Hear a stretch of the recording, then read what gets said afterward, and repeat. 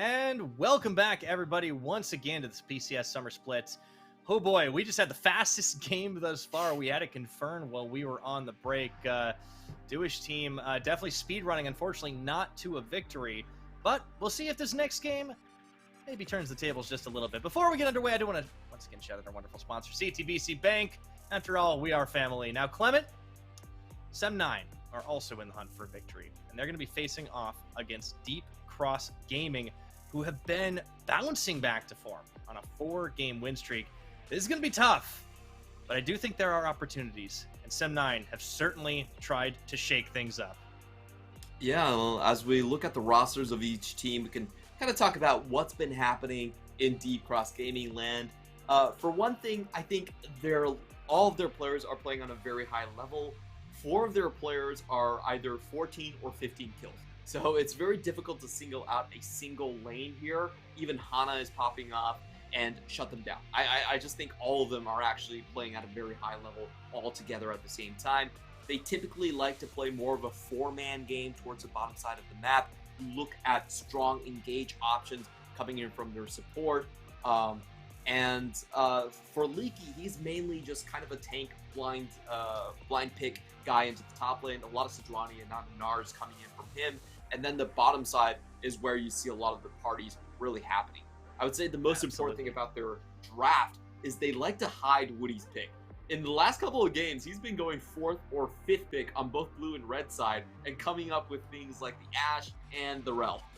And that's how he's getting MVP. I mean, this is a guy that loves aggressive playmaking champions. It seems like they have found a strategy that works for them so well.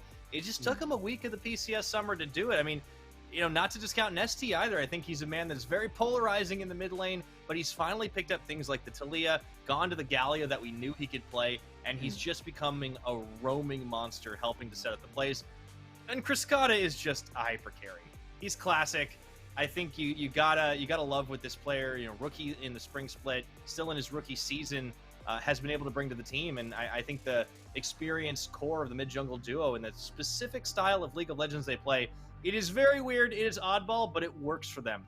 Now, their opponents tonight, Sem9, still winless and making even more changes. We've already seen Ajian flex into mid lane. Well, guess what? Lazar is back, Ajian's in support, but is that Caspiel in the bot lane? Used to be a jungle player, now he's going into the bottom side. The one thing started from the jungle, now we here. I wonder if that means we're at the top, but hopefully they will do better. They will rise above the occasion here. Something really interesting to note about these swaps is when they actually swap around Ashing's position, the other person actually fills in as the band pick coach, which I think is really interesting. Of course, it doesn't really impact the game plan. I'm pretty sure they all discuss the fan drafts together, but it's kind of fun is that not only are they rotating players and positions, they're also rotating coaches around. Yeah, so that means, I mean, Ashin obviously being the big coach for the team, going back to Berjaya Dragons days.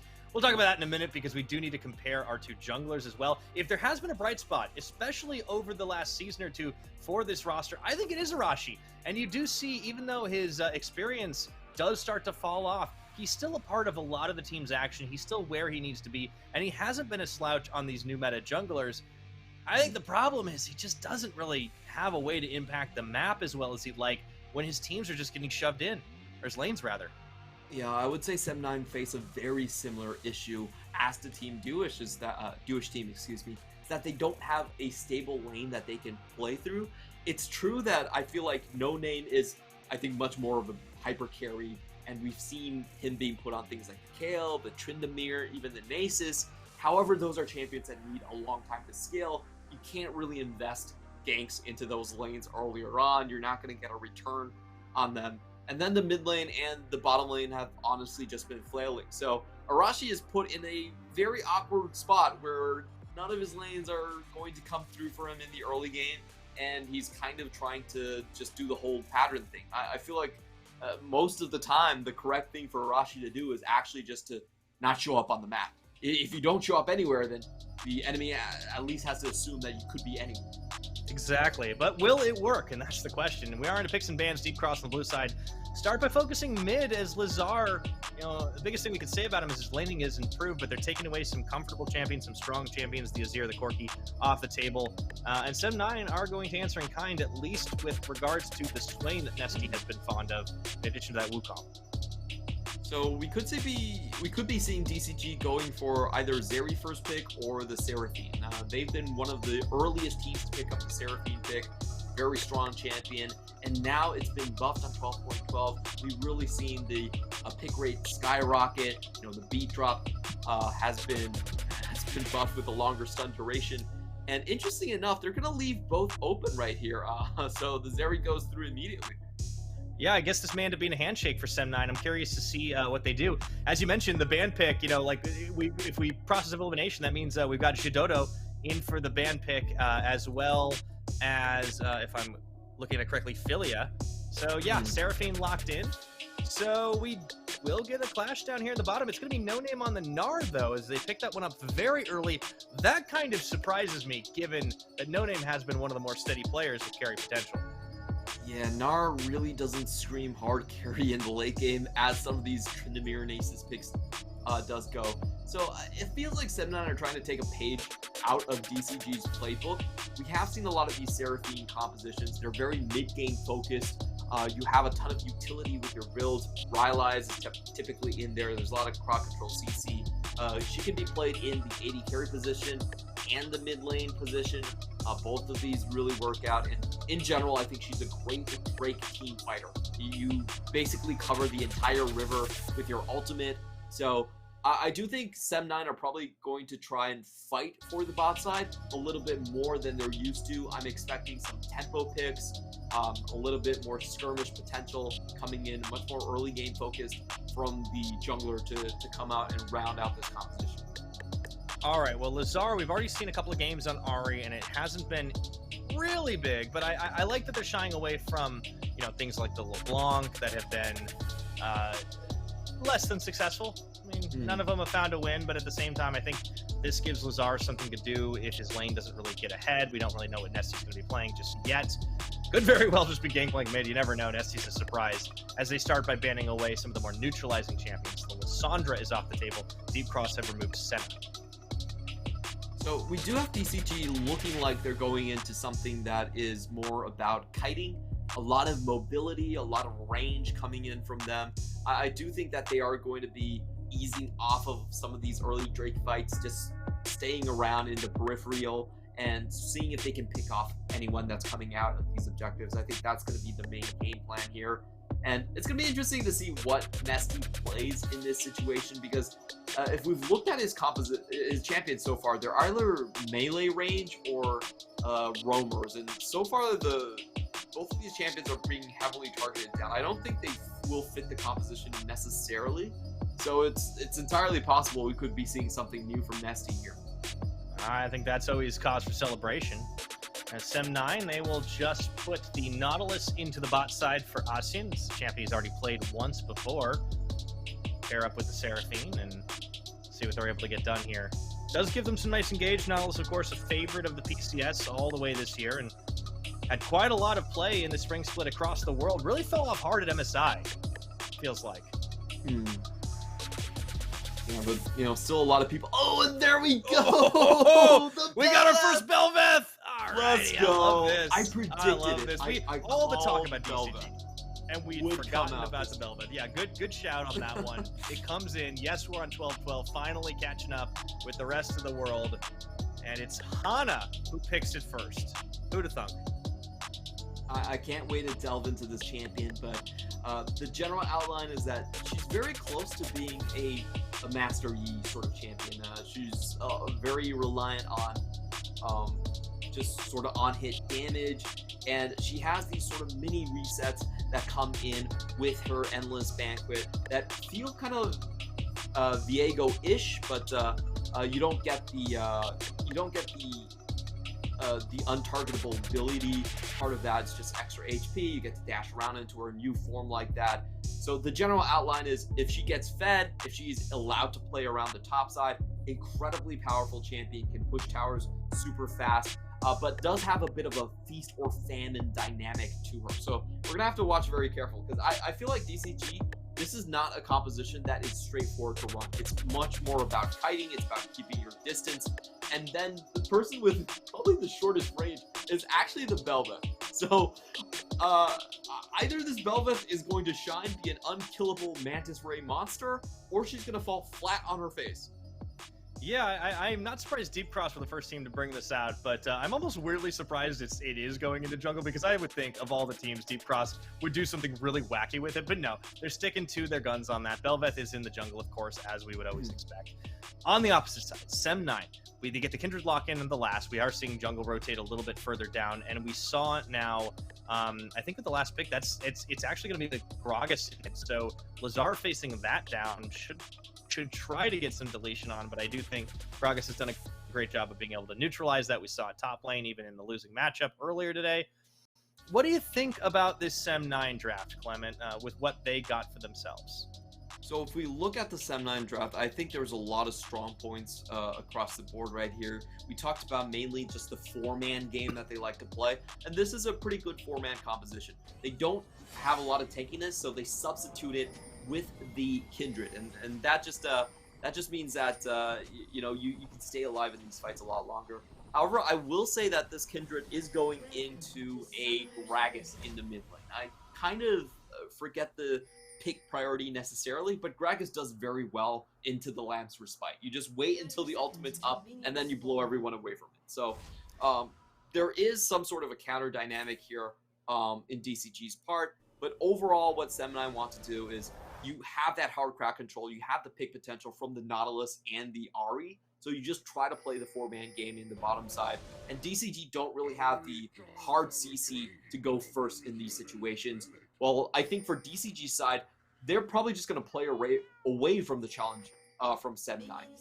One of Bel'Veth's biggest strengths is the fact that if she gets the Herald kill early and is able to transform into her true form, then she also can summon these little minions from the lane around the fishies. Yeah, exactly. I believe they're called the Remoras from the laning phase, and they push down towers super fast. You cannot outtrade a Bel'Veth in the opposing lane. So I think that's the way they're going to answer. Yeah, already Leaky starting out with a couple of free shots onto No Name. Does find a boomerang earlier on, but can't quite match it too. Have to keep an eye up there because Leaky has gone onto carry mode. I think we were talking about this team's game plan has really evolved more into Leaky playing weak side, but when Sem9 just show their cards so early, it's kind of like, all right, well, I guess I'll just get the counter pick myself. Even on blue, that's a bit of a head scratcher, but it's advantage Deep Cross on this 4-game win streak. But we do got to track the Bel'Veth. This is our first PCS Bel'Veth. It only took us 1 game before we got to it. And, well, I say we got to track it because I feel like there might be a solo kill happening soon. No Name is already just chunked out. Yeah, Leaky actually able to weave in a couple of auto attacks there for free. Very surprising given that he is playing the melee side of the matchup. Actually got 2 auto attacks in with the parlay. So extremely strong start for him. We're going to be taking a look at Hana's pathing right here. Bel'Veth, of course, is going to start on the red side a lot of the times. She does have great AoE ability right here. With the above and below, that big W that she just swings her tail down. It's an AoE damage attack, also knocks the minions up, and also her Void Surge does deal damage to multiple targets. So clearing on the red side to be expected. But she is a pretty weak early duelist, so she does have to be careful of the Kindred. And now Arashi going to go straight for the GP. Yeah, level 3 gank. I think Leaky saw this one and tries to escape out through try. Should be able to do it as Hana's actually there to back him up. And nice movements from Leaky. In fact, they're actually going to turn. Oh, the barrel's up there. Let's see if they can chain it correctly. No, they don't actually manage it instead. Forcing the flash, the follow, auto. Will they get first blood on the Kindred? Oh, they just can't do it. So close. Double flash is expended right there, so Sem9 do get away with the summoner advantage. A little bit surprised that Arashi would actually chase that. I think that was definitely an overchase for sure. They had timer on the bot side, so they should have a pretty good inkling that Hana was around the top side. It was a bad start, but they managed to bait out an extra flash here, so we could be seeing a return. Alrighty then. You know, one thing with all the excitement that we have gone through, we haven't really talked about as much as Caspiel in his bot debut is playing the support role. But let's take a look at this play again. Leaky does a great job at pathing to safety, knowing Hana's got his back. And yeah, Arashi has no idea. Yeah, this is pretty obvious that Leaky's trying to bait for it, but Arashi still walks into the trap, and let's just watch this. How close were they actually from the kill? Just waiting for that parlay to go up. Oh, it does go through, but he still survives with the red buff HP regen ticket. That had to be single digits. That was so close. All right, no first blood, but very, very, very close to it. Deep Cross building themselves up a decent advantage early through CS nonetheless. Definitely, it seems like it's down mostly in that bottom side. It's about 400 or 500 gold, and pretty respectable. Keep your eyes on Hana again. Ooh, trying to steal away some chickens, but Lazar's going to chase him away. And as we see with the Bel'Veth, the 4 circles, the sort of pointy things on the right side of her HP bar, those are indications of the Void Surge. They actually have... Ooh, we're going that. Hold on a second. Had to surge into this bottom side. Kriskata taking a lot of damage from Ajin and Caspiel, really giving it to him, even with the level disadvantage. Gonna get away still pretty okay right there. And, you know, just talking about Bel'Veth a little bit more, about her mechanics.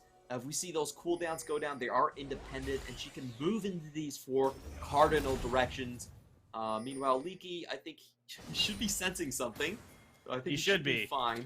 He did last... Yeah, Rashi's not going to be able to get him. He would love to hunt down the Gangplank. Has him in his sights right there. A little bit of a roam coming out from Caspiel. I do like the Sem9 are trying to make plays across the map. They get away without losing that first blood. This is the thing. One of the big differences, I think Sem9 are recognizing what they've done has not worked. Duish team, they're the team that keeps making the same mistakes. But we'll see if Sem9 have found a winning strategy here. Right now, they're down some gold, but they are making moves across the map, and they are going to try to make the plays early, contest for the objectives. We see level 6 gets hit by the mid laners. ST can try and deny a little execution. Lazar's just been farming this one.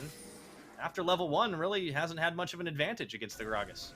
I will say, though, this is one of those games where Lazar is actually able to leave lane quite easily.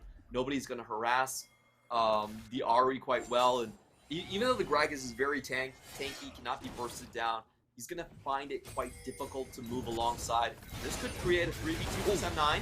Big Gnar, it's going to force the ultimate out of Leaky. Let's see if it's going to be enough as Arashi tanking way too many tower shots. 1 for 1 in the trade. Now Lazar's late to the party as Nesty comes up for defense. I can't believe that Gangplank was still able to get that one. You know, he was forced underneath tower. Initial crowd control goes down, but still able to trade 1 for 1. I think Sem9 does get first blood. Not 100% sure on that one, but you know, still a win for DCG. Man, that was a bit oof though. I mean, Arashi just tanked like 3 tower shots as Caspiel does get hook off onto Kriskata, and Ajin peppers him with damage on the Seraphine, but now they've run out of steam. It's Kriskata going to be moving forward for the first fire as well. Good trades down bot. Just putting a little bit back here, and let's take a look at the number of marks Arashi does have. Only 4 marks so far. Keeping out Bel'Veth, as you most expect from the Kindred. And this is exactly what they should be doing. Just hard force the break stack over and over again. You have the 4-man stack that has a superior crowd control, so it's very hard for DCG to contest you on this one. They're just going to stay back as I expected them to. And so the other big point that we should note is, you know, when is this Bel'Veth going to try and start something in the top side? We see Sem9 are very much aware that this is how Bel'Veth is played. It's kind of a gimmick of Bel'Veth, to be honest. So they already have double pinks in the topside river, waiting to catch her out. Oh yeah, definitely want to make sure the Bel'Veth can't do a whole lot. And this is kind of one of the things when picking this champion is you give away a little bit of your game plan in terms of what you're going to be contesting for. But Sem9 on the Drake stack, they get in, they get it fast, and they get out. So while Arashi himself may be a little bit behind on the mark game, still keeping pace. I mean, I think this is encouraging for Sem9. You know, they've been able to play to the game plan thus far. How well will they be able to keep that up? Really nice tempo moves coming in from them. They just saw Hana on the bottom side of the map. They transitioned towards the top side earlier. Might be a fight, though. It off here. Caspiel zoning. Under level. Okay, gets the hook in. They do actually find Hana, forces him back in. And they actually get the Yuumi ultimate out. That's a start. They're going to be able to secure that. This is big for Sem9. They deny the Bel'Veth that first Herald and even dish a lot of damage to Hana back, taking advantage of the window of opportunity. 9 minutes. Man, max range charm Lazar lands, doesn't find the damage to follow up, but this is good. Just absolutely great stuff from him. I'm so surprised that Caspiel is willing to walk in right there. He's 2 levels down. Oh, Arashi. Oh, Hana. No flash really on looking Hana. for the contest there. Hana already used that. Let's see if the chase down, looking for the hop forward. Leaf does get the knockup. Hana burning. One more auto. They want to get to this one. Caspiel hoping for an opener. Instead, he runs face first to Cascada as they just burst him through. And Lazar had no idea that this was happening either. Forcing the flash away. Exhaust made him so slow. Yeah, Caspiel playing that one way too far forward. He's so low in level, very low in HP, and Nessie just makes him pay with the instant flash in to close in the kill. So good stuff coming in from both sides, but DCG are the ones that are able to pick up the gold at the end. Yeah, I mean, Hana's just been set a little behind at this point. I think Arashi realizes that he has the dueling potential. This is why you pick the Kindred. So he just hops, skips, and jumps and does so much damage. The problem is he can't quite get the kill. Now he's back to the top side, looking for a return on Leaky, who does have his flash. Arashi does not, and he actually just backs away. Smart move, I think. Yeah, it's going to be hard for No Name to actually shove this one in. Leaky has been playing relatively safe throughout all of this. On the flip side, I do want to talk a little bit about Bel'Veth. I do think she's actually quite far behind at this point. A huge thing about Bel'Veth is her item builds are actually extremely expensive, and you're also trying to do this melee. Just kind of going to dive out here, but I'll continue on. The on-hit build is very difficult to sustain, and if you think about other sort of AD carries in that same position, a lot of them can rely on lethality builds, and that's something Bel'Veth doesn't have. Her on-hit build, going through Blade of the Ruined King, most of the time going through Kraken Slayer, is extremely expensive. And she also needs a lot of minions to keep her passive up. If she gets a big minion, then that allows her to stack, I think it's called Death in Lavender, which allows her to gain extra attack speed. If she doesn't get that, she's missing out on farm, EXP, gold, and also just base stats compared to other junglers. So I feel like it's we're getting kind of a feast or famine at this point. That's what you're talking about. Kind of the famine. I think Sem9 are recognizing this right now. I mean, Deep Cross did take a risk in locking this champion. That's always something that can happen. As Sem9 are bringing Caspiel, one thing that we haven't really talked about as much is Caspiel's gone for this very roaming-oriented build with the Moby Boots and, Clutch Ward. That might have been the difference between life and death, but Sem9 are throwing it all up to the top to try and take this tower. It's sniffed out, though. Meanwhile, Lazar found by Nesty. Oh, he's almost down to burst range. Okay. Does manage to chase him off with a little help from Caspiel. It's been all over the map on this Nautilus. I really love what Sem9 have been doing this game so far. They recognize that DCG just do not have engage potential. Like, this is basically a full team of squishies running across the map. So Sem9, with the Nautilus and with the Ahri, wherever they go, if there's a skirmish, they should be the ones to be able to burst down DCG first. So they're very much willing to take map control with it, force DCG into bad positions, force them to lag behind tempo, and everyone's just vacating the bottom. This is super well done. They're able to steal away the Herald, get away the objectives, and they should be taking this tower.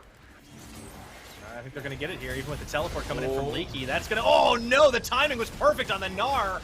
Leaky does drop the ultimate to try and chase them away. No Name taking a lot of shots. Here comes Nessie, trying to deny a little bit there as he gets the auto attack to finish off the kill. Arashi isolated. So Deep Cross managed to chase him away and get the kill for their efforts. Meanwhile, it's also a Dragon takedown bottom for Deep Cross to cut that Drake stack that Sem9 was building. Yeah, a little bit unfortunate here from Sem9. I do think that they True form established. Once she gets her true form, Bel'Veth gets that extra HP, is also able to dash over walls now with her Void Surf, so grants her a lot of mobility in this part of the map. And if you get it off of Drake, it just lasts for a lot longer as well. So we're going to have to... this is a huge power spike coming in from Hana. Also got the Blade of the Ruined King off this build. But overall, going back to the Sem9 play, I felt like they threw away so much tempo on that one. I felt like they could have incorporated Lazar a little bit better into that play. Both of the mid laners were absent from lane, but you know, doing an aggressive play behind enemy lines, Nesty just did manage to show up first. Yeah, I think like they hard forced and it could have worked out. It looked good at first, but you know, even the fact that the Gnar got timed so well with the teleport channel completing, Leaky just not only outplayed, but they managed to kind of out-rotate as well as Nesty showed up to really help out. You're right, Lazar was just kind of slow on the mark. So Sem9, the execution, not quite there. The idea, I did like it though, and even though they threw away a lot of tempo, we still have some chances, but they're gonna have to be a little worried about Hana, who's back on the board now. I think they still have great engage potential, and I'll be honest, I'm not a huge fan of DCG's composition. Their composition is so difficult to run. There's no one there to tank a dredge line. I feel like whoever gets hit by that dredge line is just dead. You just gotta dodge them. Okay, well, we'll see if you can do that. Ah, they got one! There we go. See, it's easy. It's the Galaxy Brain play, right? You just dodge out it and you never have to worry about a thing. As this is going to be Herald number 2. Sem9 got the first one to deny Hana, but I don't know if they're going to get so lucky this time. Ooh, a lot of poke damage going through already.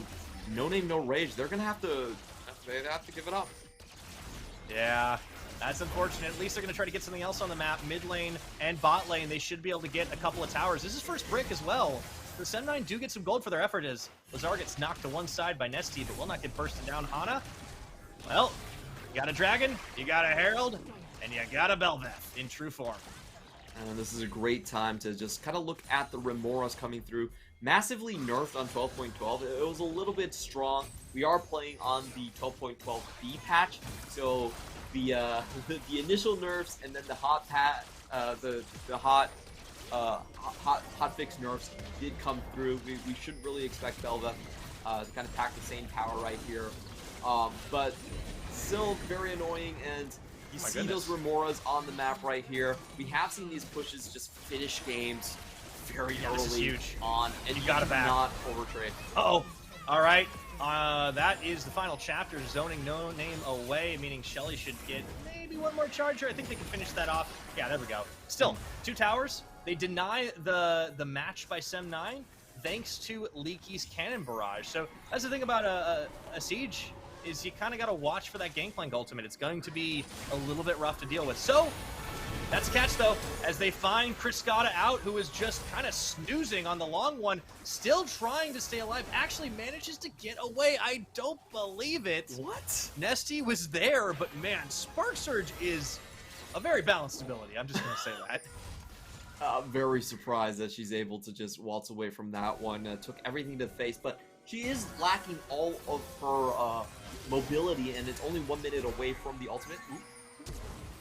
Okay, Lazar? I don't know what happened there. Just opportunistic trade coming in. We do have Nesty coming in with the buffed Night Harvester as well here, so you do get a little bit of cooldown reduction at the start of the build.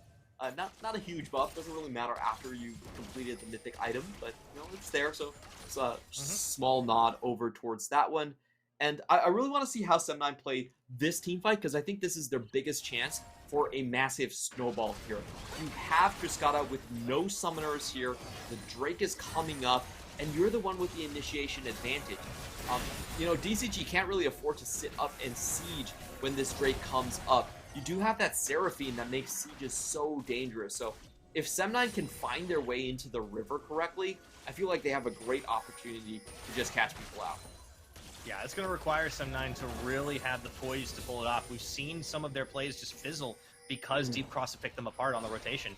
Dragon priority, though, set up here by Deep Cross. They are going to start this out. The Ahri has teleport if Lazar wants to join the fray, and Deep Cross aren't willing to full commit to this. Arashi is actually the one that ends up proccing the Dragon. In the Wolf's Frenzy, going to pull it into the center.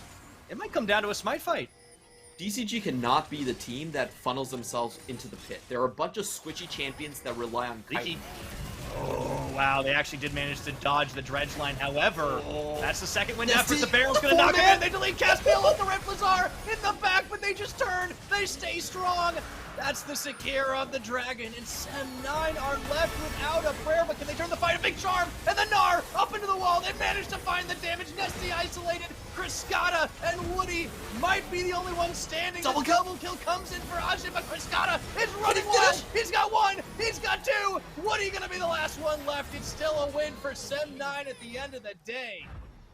Oh, what a beautiful play coming in, and I'm so surprised that DCG still have so many flashes left up here. There's 3 flashes left across the team fight. And, okay, so to break that team fight down, Sem9 went in. They didn't get to close the surround. If they caught DCG on the river in that moment, they would have wiped DCG. It would have been a complete, just complete disaster for DCG.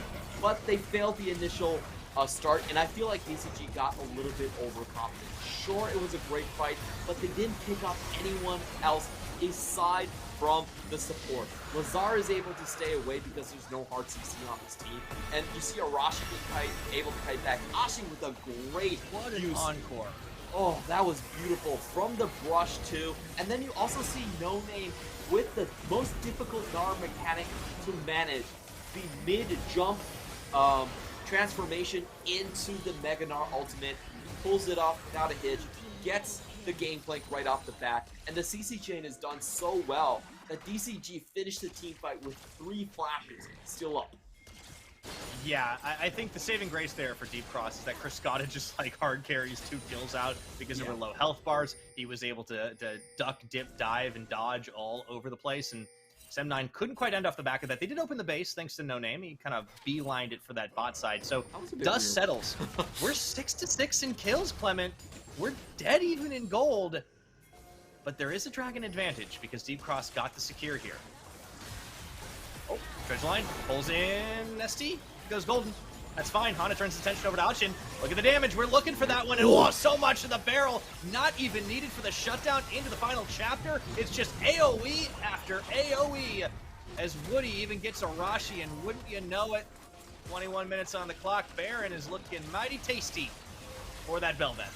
That Seraphine melted in an instant. I feel like some other projectile must have hit her other than the Bel'Veth, but that was absolutely ridiculous. Like, if you look at Hana's build, he's actually behind the enemy jungler, but still able to dish out so much damage.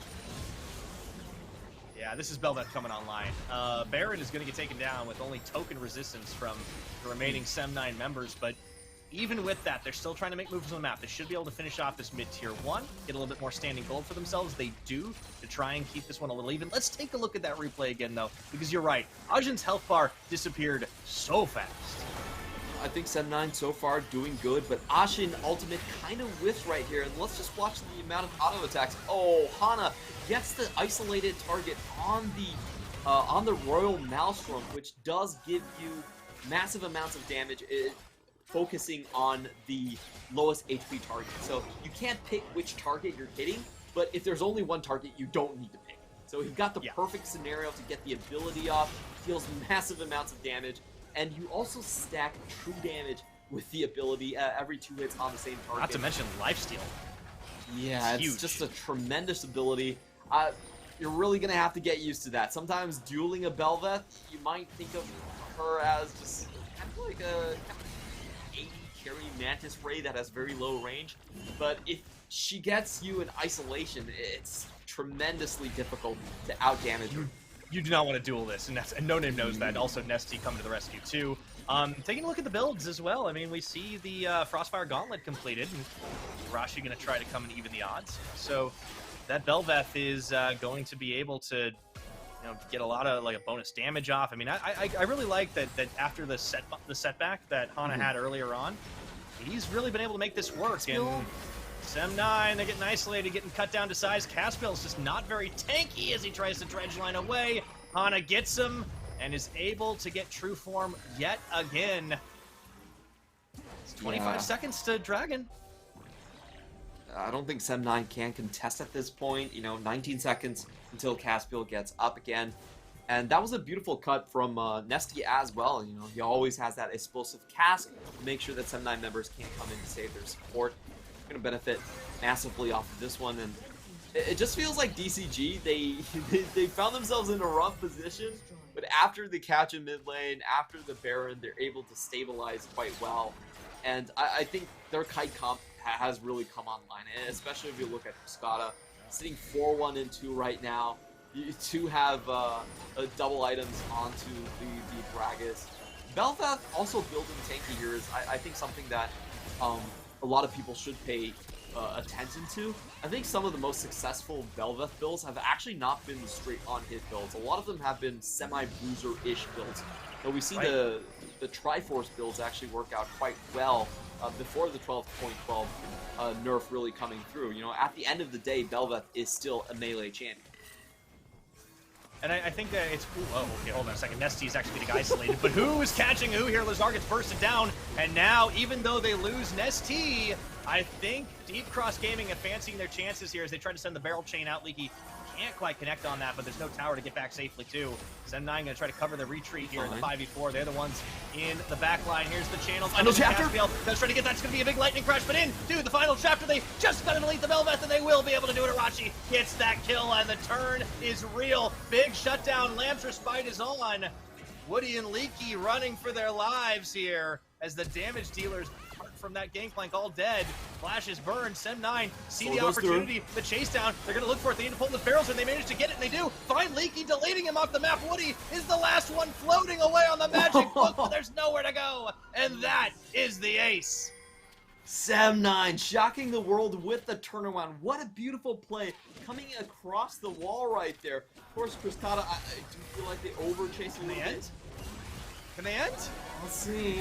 There's still 4 seconds on Hana. I don't think they can. He's so tanky. Cascada's coming back up. Yeah, but they can at least get inhibitors off the back. No, they can't. Oh dear, Nesty buys the time. But you're right, Clement. Sem9 proving that they can still turn this. Great target selection. Taking Hana out of the fight, not letting Cascada get max damage, but here, again, Deep Cross will not let them go quietly. Arashi almost out of mana, Nesty on the chase, there's the hop. Should be fine. Trying to zone him on the Wolf's Frenzy, should be able to get out of this. Yeah, so we'll watch the replay again. At the start of it, it looks a little bit dangerous, but Nesty still goes down initially. He gets tons of damage off, but at the end, they are still able to pick him off. And I feel like Cascada actually just overchases here. Again, DCG, they don't have any tankiness on this composition. This is a pure kite comp. If any one of them gets caught, they're going down. And look at Caspiel's positioning here. Comes over the wall, surprises Cascada. They get the charm down, and then No Name manages to nick Cascada on the very edge of the ultimate to finish off both the carries, and then they get the chase down. Beautiful stuff coming in from Sem9. Caspiel, you know, you've seen him as a jungler. He's actually a pretty good support too. Yeah, well, he's playing the engage. This is exactly what you need to do. And given the fact that Arashi's on a Kindred that doesn't have the same level of engage potential, I like that they've substituted this for Caspiel. It's worked out well. And also, hey, this is the first time I said this all split, but Lazar is popping off. Ooh, 4-1 and 6, about to get that the death cap. It's been so long. I think you should buy. I think you should buy. He's got 10-stack Darksteel. I think you should buy an upgrade to that. You know, get another book on top of it.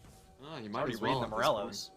Honestly, this is Sem9 taking advantage of some of the weaknesses in the Deep Cross Gaming comp, but at the same time, even though the execution hasn't always been stellar, this is what we were talking about when we said there was hope for this team. Keep in mind, Sem9, they're on a losing streak that goes back to the name change, to the org change. Sem9 have not won a game in the PCS, period. This would be huge for them. They've been playing so well this game that I've actually completely forgot that they have not even a losing record, but a no-win record so far. 0-24 if I'm doing the math right. If they can make lucky number 25 work, that would be a story. So if we look across the board right here, I feel like Hana has made the correct adaptation. He does need a little bit of tankiness. Someone needs to be able to soak up the initial damage. But if you look across the board, we still don't see any stopwatches coming in from Gragas. Can be taken down. And you have a glass cannon build coming from Leaky as well. So I still feel like this is a very difficult game for DCG to manage. They don't have anyone that can clear vision. Every brush is a death brush from here on out. So I think the most important things are the blue trinkets and also Nesty actually just using the Q. Like, that's probably their only anti-face check ability that they have. I mean, I guess technically they've got the Ultra Shock laser. They can check with of course the Yumi as well there. So that's a couple abilities, but they need to keep it's poke, yeah. Leaky trying to poke himself, and one thing Sim9 have been doing really good is dodging around the edge of some of these big AoEs. In that big fight in the chase down, I think one of the critical mistakes Deep Cross made. Nesty ulted at the same time that Leaky dropped the cannon barrage. It was kind of anti-synergy as they do manage to find the catch. Immediately blowing up Leaky. That's the advantage here. The chase is on. Lazar going to get knocked to the side. Spirit Rush still has a charge left. Does get bursted down, however. Sim9 already on this dragon. They should be able to get this. Deep Cross moving in for it. This should be a pretty quick take, though. It's secured. And now they turn the fight again. Look at that damage on Nesty. He's forced to dash away. Sim9 on the charge, Clement. Yeah, and they could potentially chase this down. Lazar still has a flash available here, so DCG, they have to get away. They have to respect Sim9's ability to just, pick a target and kill whoever they want. Pretty much Caspiel is running with death fingers right now. Whoever he points to will be the next target. Oh boy, so they don't take the fight, but they do zone Deep Cross away from their own inner turret, and Sim9 get number 6. So this game, the gold has finally flipped in favor of them. They've kept it pretty close ever since that 25-minute mark. Oh no! Oh, Lazar, you're playing with fire there, buddy. Going really close to just falling down here. So DCG, I think they might just start this right away because they know they don't have a lot of win conditions going down. If they lose map control, it's way too hard for this comp to get map control back. This is happening right now. Let's see if Sim9 can actually stop it. Down to about 5,000 hit points. You're not going to be able to get the smite off. Arachi's not there. But Lazar going to try to take the fight anyways. The barrel comes in. It does keep taking Baron. However, do they actually have the fight? I think they do. No name, no. He stays alive for a second. Ashin a little bit too low to get involved. And Deep Cross just pick apart Sim9 because they couldn't get there in time. That has to be so heartbreaking for Sim9. I hope they can keep their momentum here, but the death timers are so long. Only 2 people defending against 5, and it was so close to a dream come true. But DCG, they're going to yank it away from Sim9. We need a heroic defense here. Ajin and Arashi trying to dance around the danger. They do have a lot of wave clear here, but Deep Cross holding strong, not getting zoned away. Kriskata does take about half his hit points, but will he be able to hold on? Here comes Caspiel. The cavalry has arrived for now, and they're going to back off. They lose an inhib, they lose a Nexus turret, but they do not lose the game. Austin with the wave clear coming in clutch. He manages to tag down with the Q, I think twice against the Deep Cross composition there, and that's a lot of damage going through. If we look at this, I feel like Sim9 actually goes in a little bit too early. So it's not in smite range yet. DCG are able to just switch target and focus down the members a little bit sooner than they might have liked. And the final chapter just absolutely wrecks Sim9. Yumi is able to hang back. They get all 3 targets off of that. Reset on the Belveth as well without any real danger of her going down. So that's a massive true damage execution going down as well. I think that was a panic. That was a panic from Lazar and Caspiel. They knew they weren't going to be able to outsmite it, but you got to have that discipline. They could have played for just to keep around and, have the rest of the members come in to try and stop the retreat from going down. Rylai's was there from Ashing, but they just went a little bit early. Game's not over yet. They've still got a chance in this one. That big gaping hole in the top side of the map, and they will try to plug it with Arashi and Lazar. The latter of whom does have teleport. However, with the Baron buff on, all 5 members, Deep Cross, going to be able to siege much more effectively, and Sim9 holding on to hope that they can get their first win as an organization here in the PCS. But Deep Cross are looking to deny them yet again. I think we should expect DCG to be able to strip away all of these outer turrets before they hit the high ground. And this is still, for Sim9, they still have a great shot here. Ashing's Encore, you pass through 1 target, it can hit all the backline targets as well. You get the extended range, very powerful in some situations. And at this point, DCG doesn't have anything that can outrange them. So all you have to do as Sim9 is just make sure that you have vision on the outskirts of these lanes. Make sure that Gangplank can't do a triple barrel into your backline. You should be fine. And for DCG, it's actually still very hard to just close in on this distance. A lot easier if you land those Ultra Shock lasers, though. Yeah. Oh, that's going to be the Gragas ultimate expended. They're going to try and use that to secure the tower, but it doesn't quite happen. Meanwhile, up top, Super Minions. Hana's going to go up there solo just to clear the wave away, and that's another thing 7-9 have to deal with. So they lose out a lot on map control, and unfortunately, it is going to be Mountain Soul here. I feel like 7-9, I hate to say it, they might have to give it up. I mean, it does look like it. It's just about when DCG wants to turn back. They probably want to take the tower down first, but I don't think they're going to hard force the issue. They have so much of the map lit up by their vision at this point. It's just so much easier to walk back towards the objective. And for 7-9, maybe they can catch someone out. Leaky? They do. Leaky going to get isolated here, and I don't know. He doesn't have flash. No, he gets deleted. Hana, Nessie, Kriskata all a little bit late to have that, but they are going to try to turn the damage around again. Going golden there is Lazard 5 at a time. Let's see the turn now. They do manage to find that encore. Double kill. Do they have the damage? The Winions are charging in, but 7-9 have won the fight for now. And that's going to be no soul. They should be able to take this Drake away. DCG are going to swoop around and try to take the inhibitor instead. But for 7-9, at the very least, they are not going to lose the Mountain Soul. Oh my word, holding on, clinging to life, 7-9. They go to Soul Point themselves. Clement, dare I say, this is the best 7-9 have ever looked. And I think a lot of it has to do with Caspiel. How decisive he's been on this support pick. I'm sorry, Ashin, I know you're the coach, but I feel like Caspiel might be the man you want to be running the point. They've tried so many things, and here's the crazy thing about it, Clement. Looking back to last split, we always asked the question, was it going to be Arashi or was it going to be Caspiel? And I honestly don't think we ever answered the question, but here's the answer from 7-9. It's both. We've always said that. We've always said that their best players are on the same position. They just had to role swap. That was it. That's all they had to do. Who needs an AD carry? Just run 2 junglers. You're going to be absolutely fine. I do think this meta allows for some absolute shenanigans, by the way, and that's what's happening here. But at the same time, I think 7-9, like, I really want to, like, win or lose this game. I want to give them some praise because this team has been through the ringer. They've tried so hard to find that elusive win, and now they are on the cusp of doing it. Still very much behind in this game. It's going to be hard for them to contest, but the inhibitor's back up. There's no more Baron buff. You've got the opportunity. Let's see if they can pull it off. When I was casting with Hysterics, I thought that Jewish team would find their first win against MFT a little bit earlier than 7-9, but I could be wrong here. I feel like 7-9 this game, they played their heart out, and in the next fight, if they can find the engage, they can actually wipe the enemy team. They have the AoE, they have the single burst damage, and they spotted Hana. They know where he is. Will the charm land? The turn. Oh my goodness. Let's see if they manage to make it happen. The final chapter goes down, but they do manage to stop Hana from taking himself out just yet because he goes golden for a second. The first casualty is Ajin, followed closely by Caspiel, and no! 7-9 tried for the counterplay, but they just fell victim to the extra damage. That deep cross game and came to bear. Arashi trying to buy some time for himself, but no, time has run out.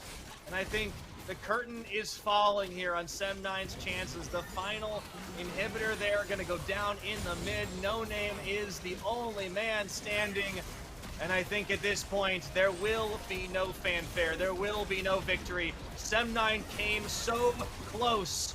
But at the end of it all, it's a deep cross, deep cut victory. Oh, Hana with the build really saves the game at the end of the day. He has the Maw of Malmortius, he has the Stasis ready, and he's even able to get a kill reset, just popping into the active, slowing everyone around him before he gets out. Doesn't die at all, even though he's the one being caught. Look at Hana. I'm pretty sure he's just telling his teammates, yeah, I actually knew he was there all along. I just kind of figured that one out. And it works out beautifully for DCG. They just had the power, and, you know, Stasis stopwatch, that makes all the difference here, but also target selection. You were talking about final chapters versus encores. Well, it was the Yuumi that came up huge, and, well, this is why we talk about Woody being a great player and an MVP from last week. He really set things up for the team there, and, man, 7-9 got so close, Clement. They got so... This has got to be I feel like this has to be not just a turning point. This is like the anime arc where they're at their lowest and they have to start coming up with the wins after this, because this wasn't a team at the bottom of the standings. This is Deep Cross, who were on a 4-game win streak, now a 5-game win streak for a winless team. Sem9, honestly, not too shabby. To be fair, I felt like this is one of the weakest drafts from DCG we have seen, and I felt like there was a lot of, again, limit testing as we see from game one going into this one as well. Their composition, it really lacked good front line. It was all a pure kiting composition, and they ran themselves into very bad situations multiple times this game, which gave Sem9 those comeback potentials. Props to Sem9 though, they still found their heart. I feel like Caspiel is going to be a mainstay addition. I feel like their bot lane should just be this: run both Caspiel and Arashi at the same time. These are your two best mechanical players. Have them try and go at it a little bit more. Another thing we also did see is I felt like Lazar actually played a pretty decent game overall. You know, most of the time for this player, it's just about the laning phase. He hasn't been able to get through just the 1v1 portion. But when the opponent is, you know, picking something like Ragas or just a melee range champion that you can wail away on, and he looks actually fine when it comes to the mid to late game. So I think those are great directions from Sem9. You know, force your opponents into teams that are more reactive, and know that you can play with a faster tempo team and have the coordination to duke it out with the best of the PCS. Yeah, I think the biggest issues to resolve on the Sem9 side before they look to start wins, I think it really is just not panicking when you get caught out. Like the biggest turn, the thing that really made the game get out of hand for them, I think, was that attempt to try and force a Baron fight when not everyone was around. They did not have access to the Lamb's Respite. That was kind of their cheater tankiness, their cheater sustain, and it wasn't there. They weren't going to be able to outsmite anyways. If they can tighten those screws a little bit, I think that this team really has some win potential, and not just against the bottom squads in the PCS. But for now, they are still winless. Deep Cross etch another one on the board. That's 5 in a row for this team. But whoo boy, Sem9 made them work for it. This one was extremely close. I don't expect DCG to repeat this draft anytime soon. It was really weird to see Bel'Veth in this composition where she has to be the one with the closest range. She's the only melee champion. You know, you can kind of say we're not counting Gangplank. I mean, he's got a Q. Like he's got a pistol. He doesn't really count. Most of the time, he's not going to be in range. But it's so weird to see a comp with Bel'Veth being in the front line like this. I don't think this is an ideal situation for her at all. I think you're going to see compositions where a lot of other champions can kind of push the front line forward, and she's just there to pick up the kills as you move through the composition. However, a couple things...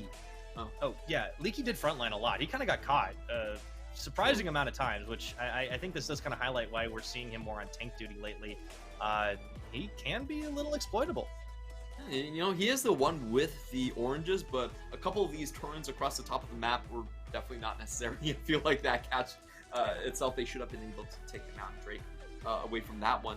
So, you know, I think this is a good Bel'Veth experiment, and I think a huge takeaway here is that Bel'Veth doesn't need to go for this solo queue pub stomp build where you go Kraken Slayer and you go Blade of the Ruin King and you just try to be a Mantis Ray cosplaying as Master. You know, that's one build. But you can actually rely a lot more on the fact that her ultimate active is just so powerful. It is a massive slow field that goes up to 99%, and you get a true damage execution at the end of it. So I think a lot of builds you can just afford to go tankier and try to try to absorb some hits, and then just play around the fact that maybe teams aren't going to be able to kill you during that act. That's true, and I think it is not all that surprising that it was Hana that opted for that build. You know, I was going to ask at the start of the day, like, oh, who's our most likely first Bel'Veth player? I was thinking, you know, somebody like Konge maybe, but, you know, it was Hana. He got to beat him to the punch, so they still got the win. That is Bel'Veth undefeated, currently 100% win rate in the PCS, and 100% bruiser build. But Deep Cross Gaming, they get the win off the back of just better micro interactions, better play, and some faster decision making. But Sem9 have never been this close, I am confident to say. Yeah, we saw Sem9 this split already, having a tie game in terms of kills with PSG, and now with DCG in the mid game. They definitely can play these team fights to a very high degree. Unfortunately, though, this time around, DCG, they still trump out. I feel like a lot of it did have to do with Kriskata just getting away with all the kills while we were looking at the front line. Oh, yeah. He still Azeri managed to go 4-1-2. Azeri on 12.12. Yes, the nerfs did come through, and yes, the B patch, we did see the extra stacks go down to 0.5 movement speed. It's still a lot. She's still incredibly hard to catch. We saw the Ultra Shock laser. Still does a ton of damage. I don't think the W should do that much damage. But here we are. Yeah. Zeri's one of those champions that like you can nerf as many times as you want. She's still going to be high prio. Like this champion's so hard to stop, which is why we just see it banned out so much. I think it was a risk for 7-9 to leave it open. They did like to handshake on the Seraphine. Didn't quite work out for them this time, but they go next. I think they can be proud of the performance they put in today, even if they didn't walk away with the win. Absolutely. 7-9, I believe in you. Sure, it might not be 24 tries. It might not even be 25 tries. But I'm just going to say it here. This split, 7-9 are going to final. Trust. I think it would be a bold prediction before the split, but you know what? Right now, things are definitely looking a little bit better. Even if 7-9 didn't get the victory, they still get oh so close. Deep Cross, they are going to be getting that win on the board, and we are going to be going to a break. When we return, J-Team taking on Impunity. You won't want to miss it. We'll be right back.